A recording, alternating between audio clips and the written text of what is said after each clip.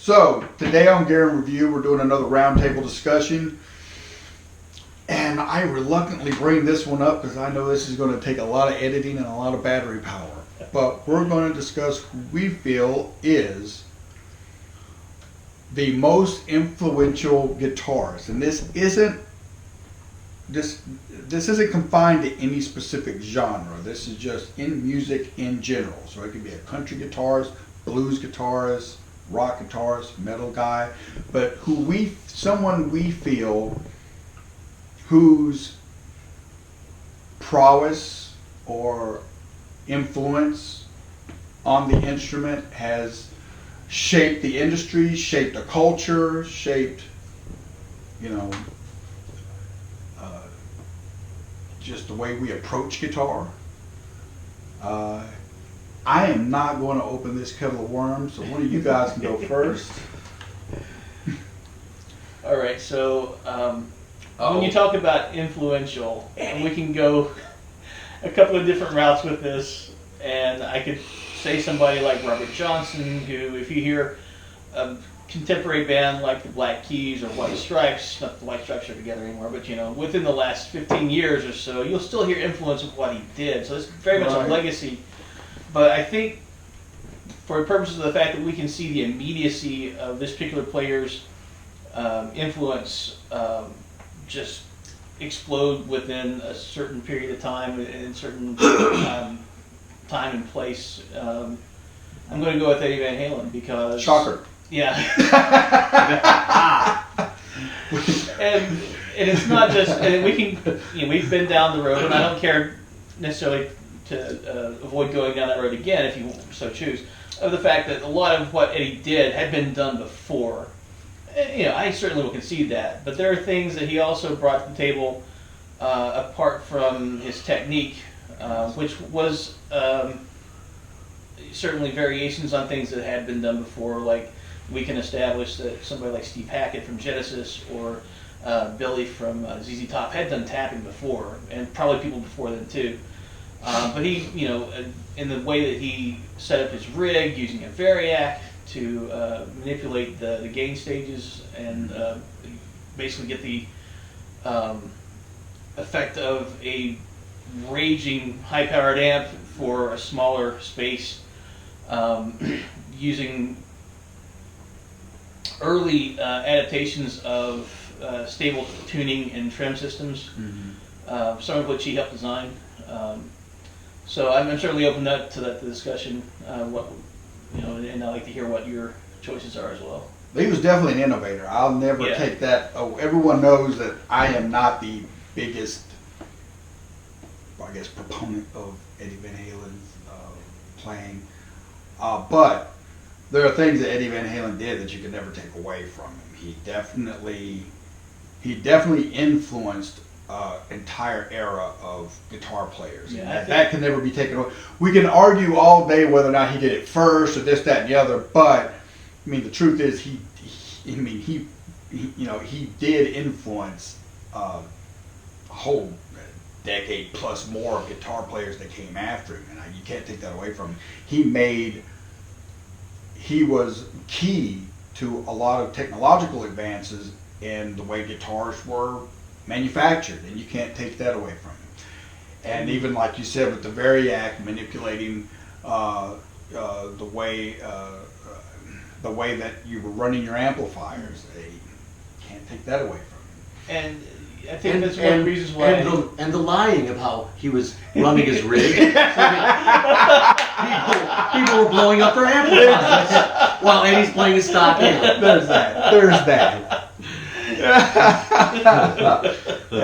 I think one of the reasons why I like to pursue him as opposed to somebody like George Harrison or Robert Johnson, as I mentioned, because their influence is certainly undeniable too. It's just that you can see that within 4 years of the first Van Halen album and exposure to the world at large, there were so many people who were already trying to do what he and top him, and some people were the progression of shred guitar beyond that point was just stratospheric. All right, Chucky D.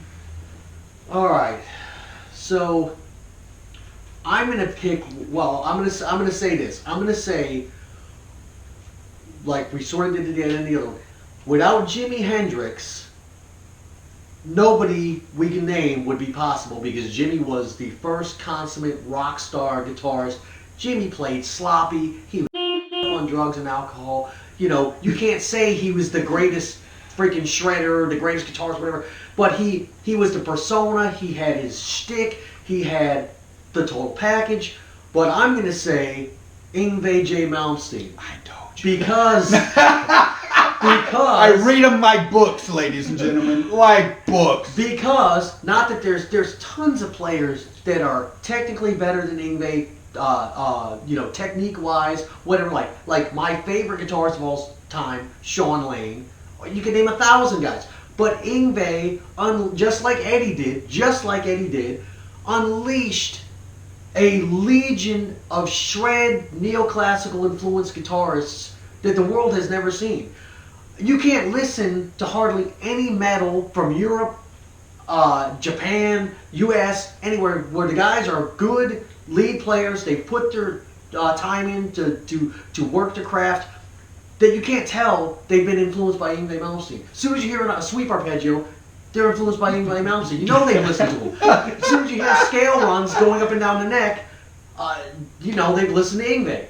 He helped unleash this, like with Rhodes in the middle in there and Uli Roth too.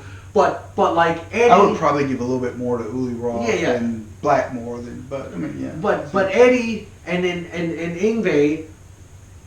I mean, Yngwie, just like Eddie, influenced countless legions of lead guitar players. And plus, he had, much like you named Blackmore and Hendrix, this whole like mystique thing. You know, Yngwie is perceived to be a total. He's really not, but it was part of a management marketing scheme that they worked up and used to their advantage or disadvantage to you know. Unless you ask, I just watched an interview the other day with Jakey Lee. Oh. And they asked Jakey Lee about Yngwie Malmsteen. He said, "What's this thing about it? You not liking Yngwie Malmsteen?" "Oh, because he's." I was like, I just died. I almost fell out of the chair because he was like, "Oh, he's." I haven't talked to him in a bunch of years, but I think it's hard to be that big of an asshole and have changed that much over the years. So he's probably still an asshole. I was like, damn.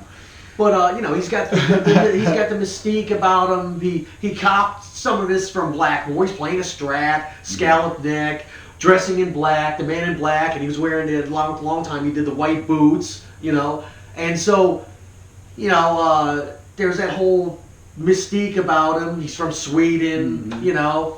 And, you know, even Blackmore, I heard the story on a plane coming back from a Rainbow gig with, I believe, it was Joe Lynn Turner. Look at this guy trying to be me. Who the f*** does he think he is? And then right after that, Joe Lynn Turner was playing with Yngwie. Well, I mean, I definitely, you know, like I said, I agree with the things you said about Eddie Van Halen, obviously. As far as Yngwie goes, I mean, Yngwie's one of those things, he can't be denied. There's a lot of people that don't like him, and I kind of take the mindset of, I read an interview with Zakk Wylde, and Zakk Wylde was defending Yngwie Malmsteen. Oh, yeah, He's like, you know, he's like, you know, you might not like to listen to opera, but can't nobody tell you that Pavarotti can't sing. And he said the same thing about Yngwie. So you may not like what he does, but you can't say he can't play. Right, you can't say he can't play. So, and I'm kind of that way. I'm not the biggest Yngwie fan as far as his style of playing goes, although I do have a whole lot of his. I have a lot of his records. I think Yngwie undeniably has one of the best guitar tones in metal or rock music. Yeah. But that's at one time anyway. Yeah, well, don't buy a brand new album and expect to hear that. But if you go back and listen to, you know, the Trilogy album or The first album, Rising Force, Marching Out, Marching Out, And- even Fire and Ice. Any of those. Yeah, that's great, another favorite great of mine. We sound. talked about the early Fire and Ice. I love, and the Odyssey. songwriting is incredible.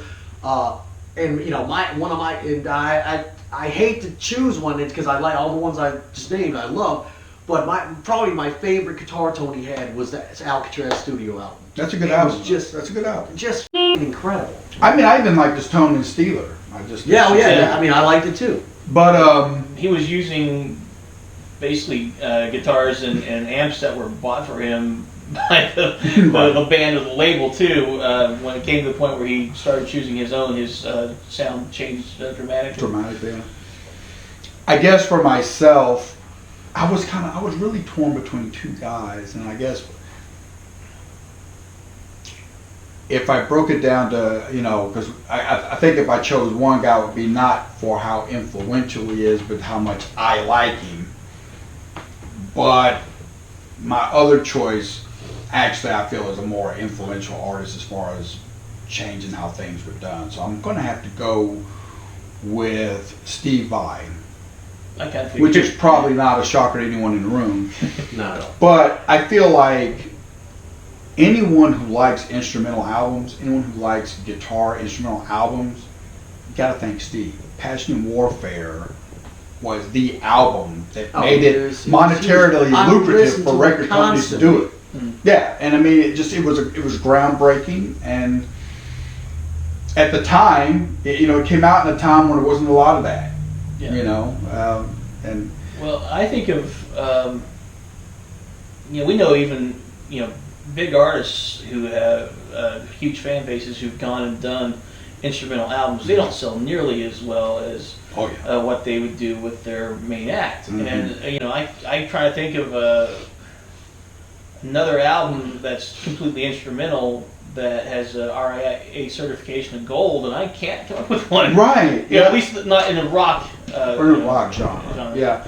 I mean, I've always said that you have a few different type of guitar players. You have the singer-songwriter guy. He's not really there to learn a bunch of scales, and he's not there to blow you away with his legato runs or anything. But he's basically, I write songs, and the guitar is what I use to lay down the background music for the songs I write. And then you have the guitarist. The guitarist that's the guy that he goes to school, he learns the scales. There's not too many things about music theory or anything that he doesn't know. Mm-hmm. And their music has a certain sound to it as well. And then you have Steve Vai, which I consider him to be more like, he's the artist. He's the artist whose medium of choice just happens to be the guitar. I mean, even when you hear him play, some of the things that he does is just abstract and different. By today's standard, maybe not so much, but when you listen to him next to the guitar players that were out at the time he was out, people didn't play like Steve Vai. Right, and I'm gonna say the reason why is because Frank Zappa. That's what I was gonna say. Frank He Zappa is such a Zappa head. Oh, and he God, played yes. with Zappa, and he was a Zappa head before he got into Zappa's band with sending them, transcription of the Black Page and all that stuff. Shit, the whole story everybody knows pretty much. It really makes him who he is. So different from a lot of I've listened to me and Matt know each other a little. Me and Pierre know each other better. Like Pierre knows I've listened to every shred instrumental that has ever come out probably, and most likely, and some guys I haven't even touched probably, but like the main ones that we've listened to for years. Mm-hmm. But Vai is so different because of that Zappa influence. Mm-hmm. It just makes him who he is. Yeah, I mean he is by far and large not the fastest player. And Steve himself won't even call himself a shredder. No, I'm saying I'm not a shredder. No, he's not the fastest player. He's not even the most flashy player. I mean, he does have a degree of flash to what he does, don't get me wrong, and he is a consummate entertainer. When he hits the stage, when you go see Steve Vai play live, you see a show. That's where I would differ. I would say he's one of the most flashy players. With the things he did. Steve Vai, when I saw David Lee Roth Band, right, with Steve and Billy Sheehan, when Steve was doing a solo, and he lifted his right hand in the air, and I'm almost going to cry. He lifted his hand in the air and did left hand legato runs with no picking. I said, I'm going to do that. Right. The thing with, his approach was, like you said, so singular, and certainly it comes from that Beefheart and Zappa school, and he transcribed Beefheart. Oh God. He transcribed for somebody who's so meticulous about everything, and he also comes from Zappa comes from that school that the right note is the right note, regardless of whether theoretically it fits. If it fits within the context of the song, it's the right note. Yeah. But and also what you mentioned about him being an entertainer as opposed to a musician. When you see him play and he's doing robot dances, that's all just like added entertainment value in what he does. Yeah. And instead of just figuring out, a lot of times you try to figure out what he's doing, it's just like, wow, I didn't see that coming. Yeah. I mean, Steve Vai is the guy that when we went to go see Steve Vai, it was him, Tony McAlpine, Billy Sheehan, and Dave Weiner, of course. Yeah, Dave Weiner. Is it Weiner or Weiner? Weiner. I think it's Weiner. I think. Never keep that. But we took the guy with us who was not into that type of music at all. Who was with us? Donnie. Oh yeah, Donnie was. Yeah. And he's not into that kind of music at all. I mean, this is like so far removed from the type of music he listens to. But I had an extra ticket and he wanted to go. And I took him to the show fully expecting him to have an absolute crap time, or horrible time, because I'm like, this isn't what he's into. But Steve Vai is such an incredible, and I guess I have to take back the whole Flash thing, because I think about Colson. Was it okay? Colson. That's what I was going to say. I didn't think it was Virgil, but I thought it was Jerry. We thought it was going to be Virgil Donati, and I was kind of let down. But Colson's pretty bad. He's awesome too. I remembered it being Colson. But I love Virgil Donati, and I was really hoping to see him that night. But anyway, Donnie, who's not into that music whatsoever, he comes to this show. And here's Steve Vai, and he's pulling out all the tricks. They're playing each other's necks. They're doing all this stuff. And at the end of the night, Donnie looks at me, after I got out of the car to drop him off. I didn't even know you could play a guitar like that. He's just starstruck. And I was like, yeah, that's when you know that you've just been in the presence of greatness. When you can take someone that doesn't even listen to that stuff, you put them in that room, and just the awe of what you just looked at, you just come out. I can't believe I just saw what I saw. I mean, I got stuff from Steve, like, I got more wanting to, like we were talking earlier, I didn't get into tapping when the whole Eddie thing was first out and albums of Van Halen and blah, blah, blah. I got into it later, like in the 90s, and Steve was a big influence of that, of all his tapping. And, like I said, the left hand legato, right hand in the air, I would do like that practice. Right. Steve got me to damn pull the harmonic with the bar, with the guitar in the air.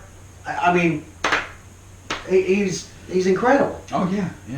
When I'm cognizant of who I chose as the influential guitar player here, but when he went out for the first tour with Roth, they were in between songs. He would just play a little bit of Eddie and yawn. And yawn. Yes, I saw footage of that where he's playing Eruption with one hand, yawning. I was like, yes, that's my dude. I don't think that he would do that today, because I think him and Eddie are very close. Yeah, him and Eddie are very close. That was a little bit. It just kind of shows you how competitive that whole scene was 30 years ago. Yeah. It's like what I was saying about Yngwie and his manager pushing he's a hype.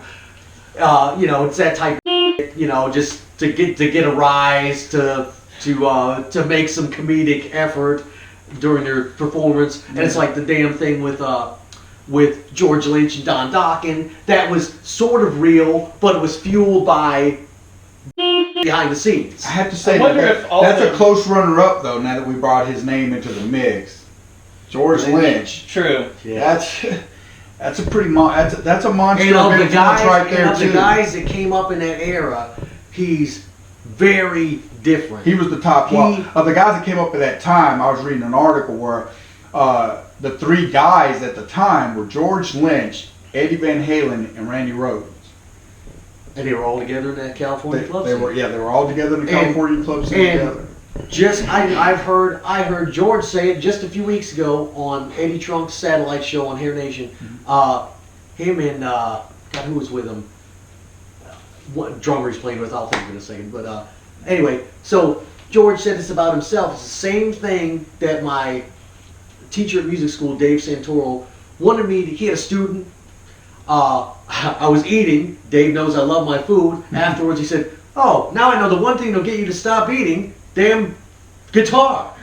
And so he wanted me to, because Dave is, he had chops when he was younger. He's a string bass player. He's a theory, professor. He's incredible. He's teaching at Berkeley now. He wanted me to come figure out some Lynch for his student. So I went down. I don't even remember what Lynch it was. It had to be some Dawkins. I don't think it was Lynch, Bob, but it was some Dawkins or something. And so we were talking about after the fact about it. Dave's like, yeah, he's like a more modern blues player, and that's exactly what George said about himself just a few weeks ago, and that's what gave him his difference, because he, unlike the guys that and of course you had Yngwie, you had Tony McAlpine and Vinnie Moore trying to get signed at the same time Yngwie was. Okay, Yngwie just happened to be the first one that got signed. George was a blues player that sopped up everything he could influence-wise. So when George was in Dawkins, he'd be in the studio, he'd have lessons all over the walls and be learning while they're not recording to improve himself. And he was you can hear him from when Dawkins started, through Dawkins into Lynch Mob. He started to do arpeggios. He started to do different techniques that he probably wasn't doing in the 70s when all these guys, Eddie and Randy and him, were coming up in the club scene. And he's like, and he still does all that stuff, but he still has that blues context all the time. Right. Kind of getting back to some of the people we've discussed here or chosen as our players. If you look at shred is a very broad term, and there's a lot of different facets to it. If you look at what? Shred. Oh, shred. Yeah. Yes. And if you look at the neoclassical sweepstakes was on circa 1985, and you had people listening to Tony McAlpine's first few albums. He was an acolyte of Malmsteen's, and now, neoclassical is pretty much just Malmsteen. He's the last man standing from that whole thing. But shred is massive now, and McAlpine is actually doing a very unique thing, and he's got his own style now. He found what he was always meant to be doing. I really enjoy it. I actually didn't like his his first couple albums, the whole neoclassical phase that he started off in. I really didn't like that material that much. But his later stuff, I'm a huge Tony McAlpine fan. One of my favorite ones is Maximum Security, the George Lynch guests on 2 songs. Oh, yeah. That's incredible. And I like the Edge of Insanity and all the other stuff. I think Chronicity is probably my favorite. And I love the thing, I'm going to forget the other one, but they're ones before the other, back to back. Evolution and the other one, what I can't think of what the title is. Around that time, ones before the other, I can't remember. Where he's just, and both of those albums I'm thinking of, Evolution and the other one, I can't think of it off the top of my head. He's using the wah pedal a lot, and he's all that classic McAlpine tapping on our arpeggios or tapping at the end of arpeggio. It was just accentuated by the fluidness of the wah pedal. I'm gonna tell him myself, because for the longest time, like I said, I'm a huge McAlpine fan now, but for the longest time I hated Tony McAlpine. would not listen to his stuff. People used to try to turn me on to Tony McAlpine. I'm like, dude, look, I just can't do the Tony McAlpine thing. You know what got me my ear open to Tony McAlpine? The Ring of Fire DVD. Oh, Live in Tokyo. Yeah. I bought that thing and I must have watched that a million times. And then I went from that to I checked out some of Mark Bowles' older stuff, and then of course the newer Ring of Fire album that came out after that before they disbanded. And then from there, I just kind of like segued into all this material Tony was doing. Like I got the, was it Devil's Island or Devil's? It's Tony McAlpine, Billy Sheehan, Virgil Donati, I believe, was on drums. I think it's called Devil's Slingshot. That's the name of it. Yeah. I Devil's Slingshot. I bought a lot of his solo stuff. I got. Oh, I remember the album Premonition. Yes, Premonition. I have that too.